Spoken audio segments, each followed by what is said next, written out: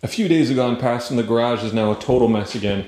I'm doing a lot of routering down here, working on the walls, and I have to router a 45-degree chamfer on each board.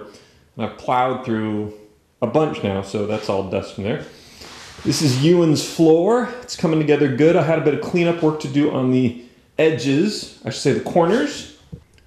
But they came out pretty good. As I've mentioned a couple times before, woodworking is not a precise art, so there's got to be some room for some fudge factor.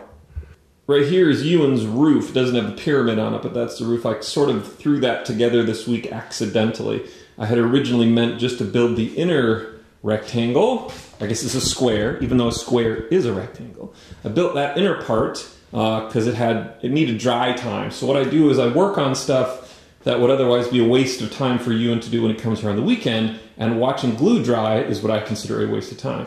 But as it turns out, since I've already done one of these, it was pretty simple to just throw together a second one, and it came together really nicely. Speaking of which, here's my roof sitting on my base. The base is completely finished now, but these are the roof pieces that I cut using the MDF template that I made. The template's right there. And these took about, maybe 10 minutes to cut in completion.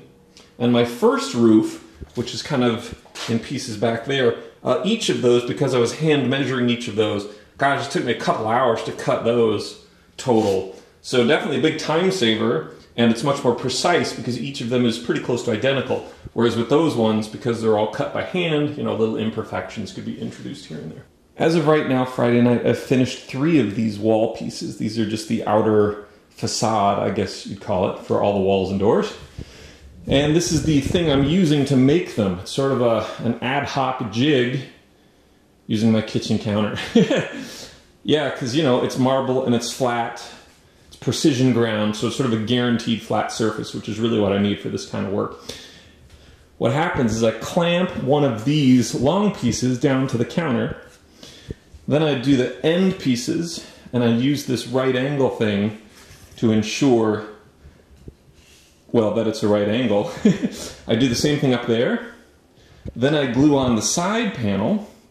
And then what I've done is I custom cut a bunch of these spacers so that I don't have to measure out the placement for all of the middle slats. I just drop in 2 spacers, butt up the slat up against it, and glue it in.